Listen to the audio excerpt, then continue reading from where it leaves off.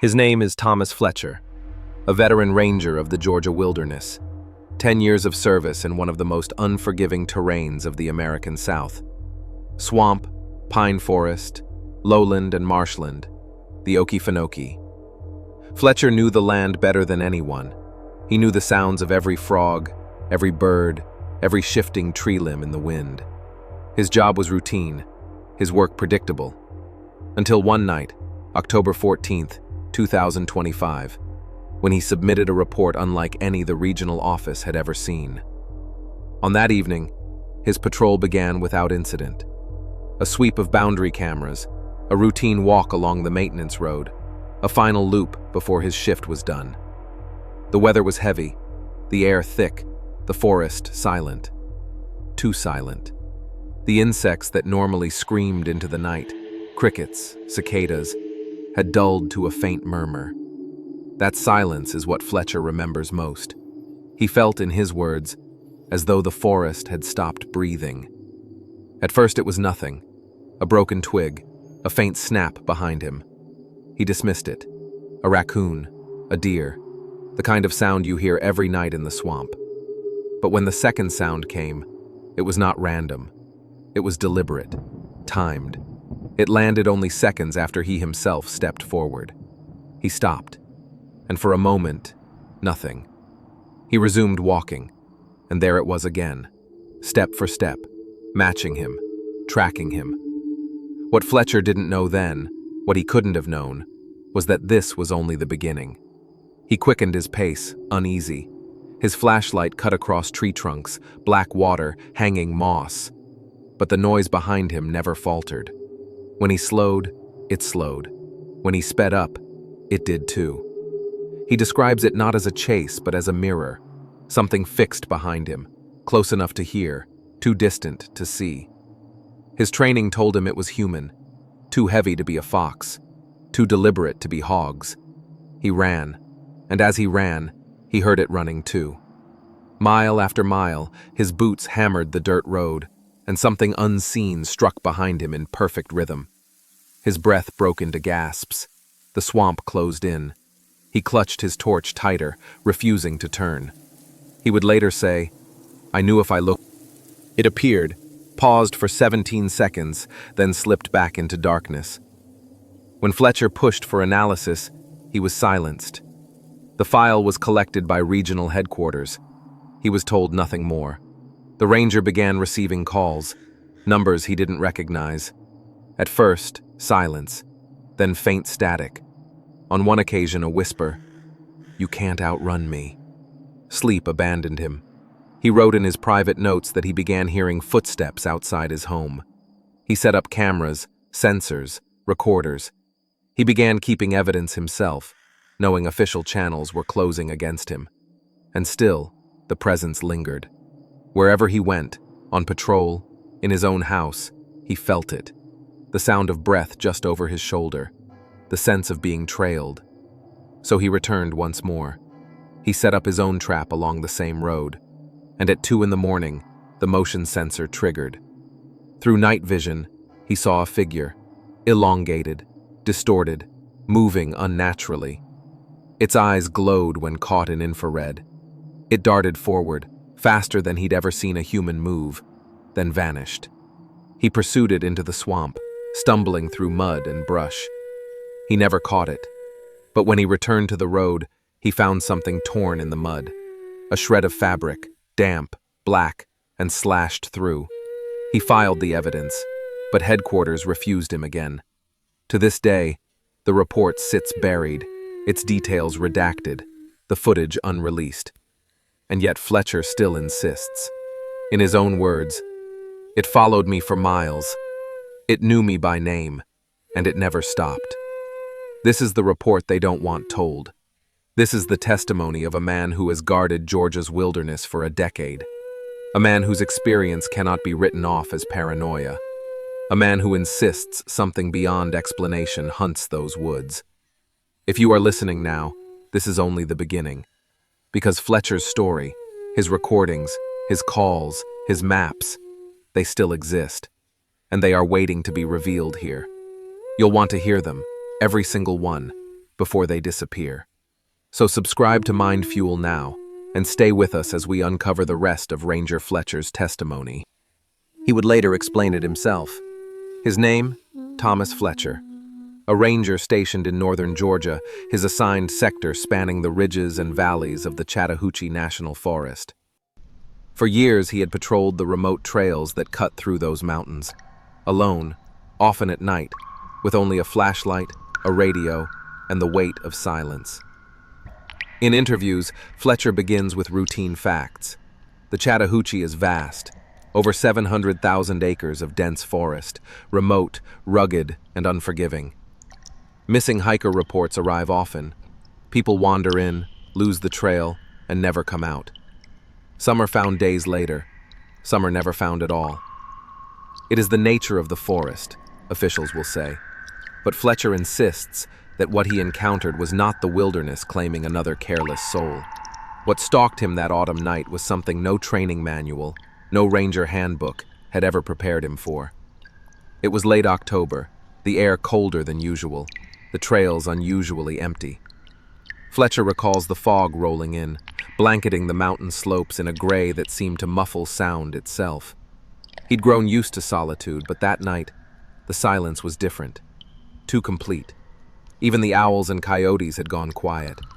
He described it as walking through a tunnel, the mist closing him in on all sides, the beam of his flashlight the only clear line of sight. His task was simple. A solo patrol along one of the lesser-used service trails, a path that wound 3 miles into the hills before bending back toward the river. He'd walked it countless times, logging tree falls, checking signs of illegal hunting, ensuring the paths remained marked. Nothing unusual, nothing he hadn't done before. But as he moved deeper into the fog, he noticed how empty it felt.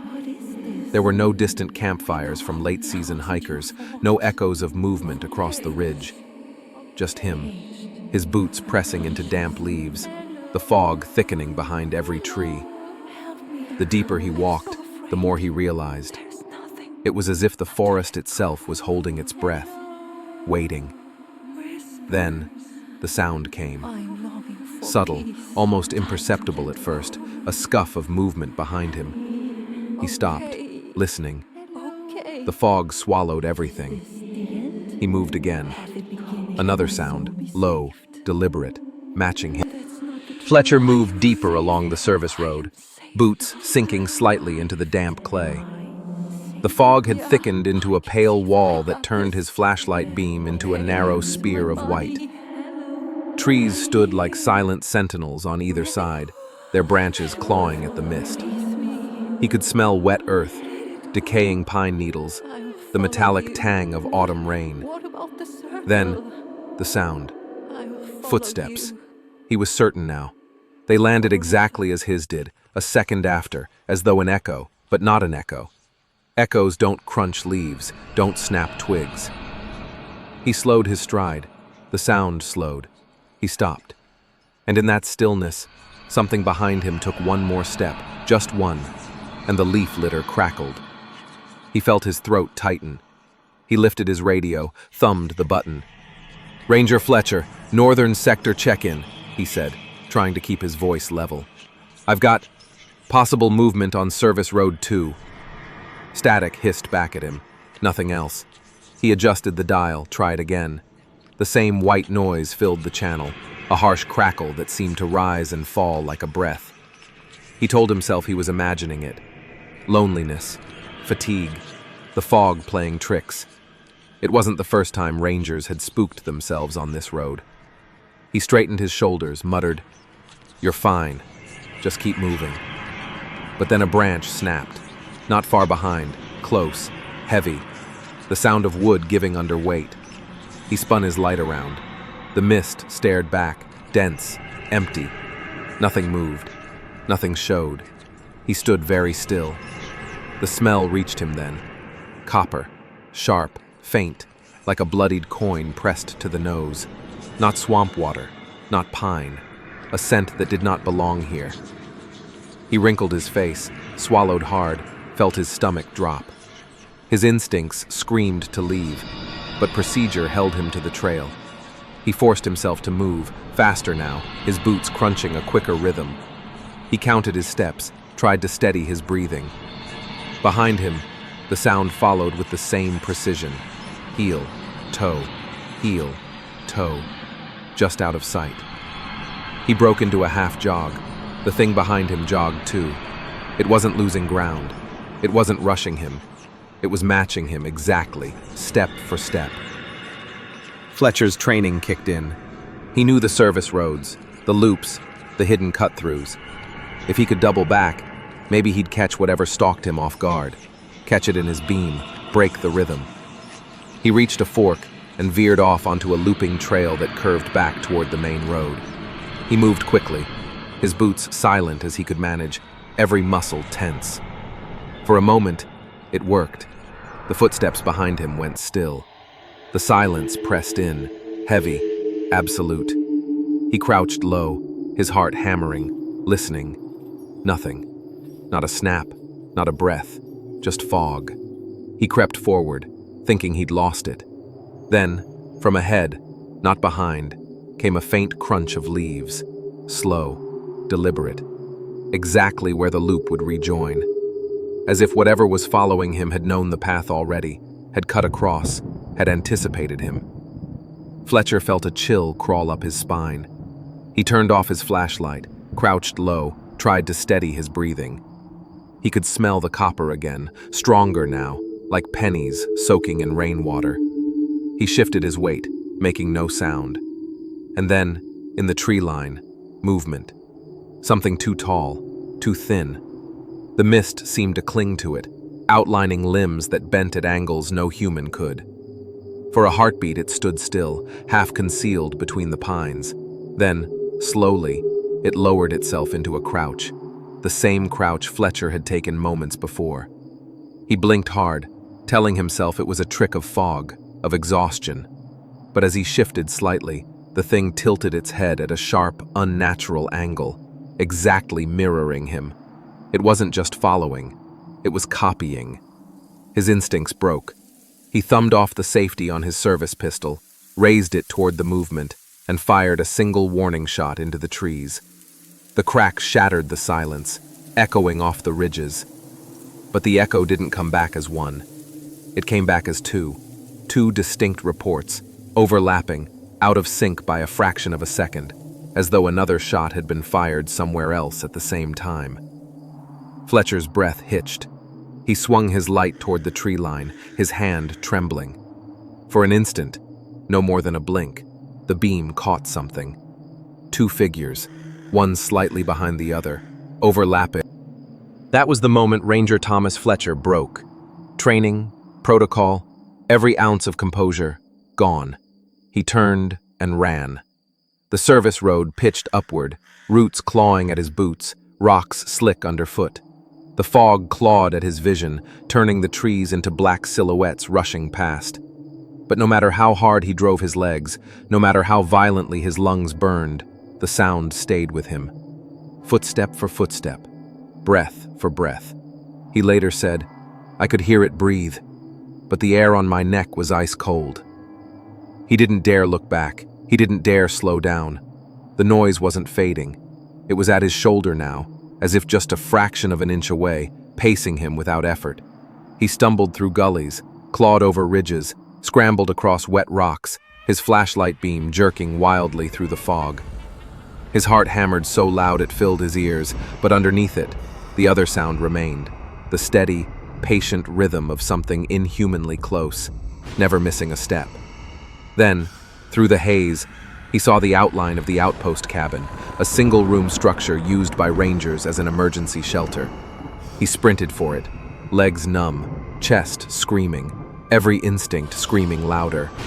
He threw himself up the steps, wrenched the door open, slammed it behind him, and locked the iron latch with trembling hands. Silence.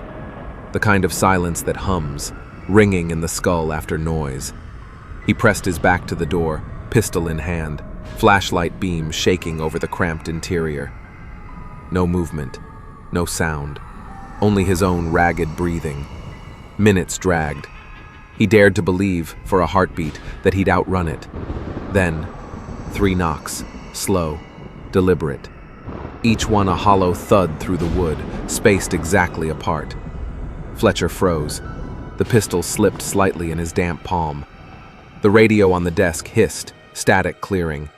He lunged for it, thumbed the button. But instead of dispatch, his own voice came through, his voice, shaking, repeating on a loop. It followed me for miles. It followed me for miles. It followed me for miles. He dropped the radio. It kept speaking, his own words spilling from the speaker like a tape winding down. The cabin lights flickered once, twice. He swung his beam toward the single window. Thomas Fletcher never filed another night patrol after that incident. 2 weeks later, his resignation letter arrived at headquarters. In it, no mention of what had happened inside the cabin, only that he could no longer serve. He told colleagues he couldn't sleep, that every time he closed his eyes, he heard footsteps on gravel, dry leaves crunching just behind his bed.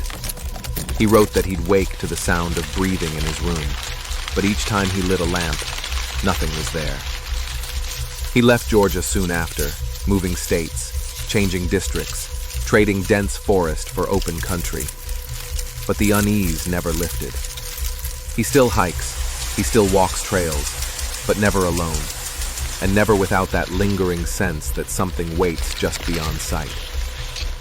In his final recorded statement, Fletcher's voice shakes as he warns, "If you're walking in Georgia's woods and you hear a step behind you, don't stop. Don't turn, because if you see it once, it never stops following."